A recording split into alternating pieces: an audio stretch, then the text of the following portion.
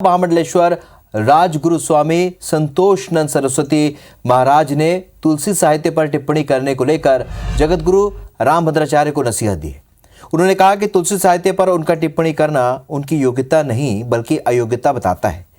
आपके शिष्य एक श्लोक ठीक से नहीं बोल पाते हैं, रट कर बोलते हैं।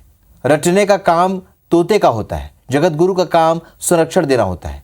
इसके साथ ही उन्होंने ये भी कहा कि जगतगुरु की शारीरिक क्षमताएं होती हैं, उन्हें तब बनाया जाता है, शारीरिक विकलांगता का ध्यान रखा जाता है। नेत्रहीन नहीं होते हैं जगतगुरु। संतोषानंद सरस्वती महाराज ने से बात की संवाददाता नासिर कौरी ने।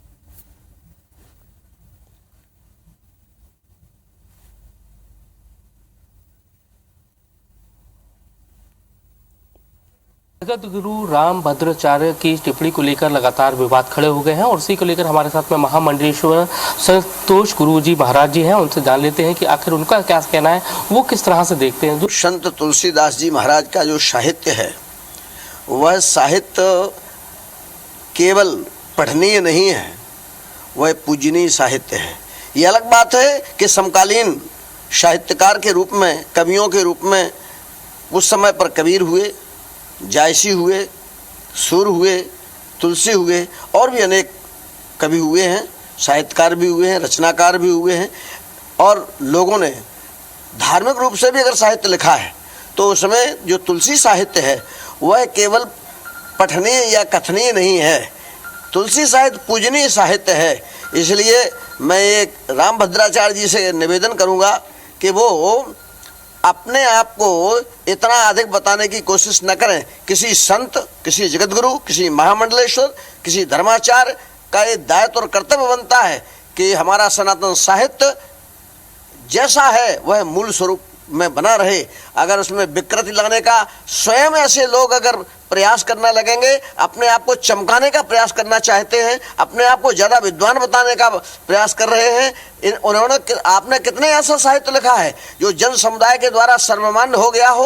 आपको क्या मंशा लगती है, इसके पीछे क्या रहा होगा? क्या उन्होंने कोशिश की है बताने की कि अपने आप को महिमा मंडित करने का कोशिश है, या कुछ और उनके मन में चल रहा है, या लोगों का ध्यान आकर्षण करना अपनी ओर चाहते हैं इसलिए इस तरह की टिप्पणी करी है? जो जगतगुरु है उनका दायित्व क्या है, ये न उनको निर्वहन न करके अपने आप को समाज के बीच में उत्कृष्ट बनाने की अभिलाषा और तीव्र ऐसी इच्छा ही तुलसी साहित्य पर टिप्पणी करने का मुझे आशय लगता है। आपने उनकी गद्दी पे भी उनकी कैसे मिल गई उस पर भी सवाल खड़े किए, क्योंकि क्या किस तरह के सवाल हैं, क्या कहना चाहते हैं? सबके अपने अपने दायित्व होते हैं, चाहे वो महामंडलेश्वर हो, धर्माचार्य हो, जगतगुरु हो, सबके नॉर्म्स होते हैं। उसके शारीरिक क्षमता उसमें होना चाहिए। शारीरिक क्षमताओं में अगर विकलांगता है, इस पर भी उनको भी ध्यान रखना चाहिए कि क्या दिव्य दृष्टि केवल काम करती है समाज में, या बाह्य नेत्र भी होना चाहिए, भीतरी दृष्टि भी होना चाहिए और व्यावहारिक जीवन भी होना चाहिए।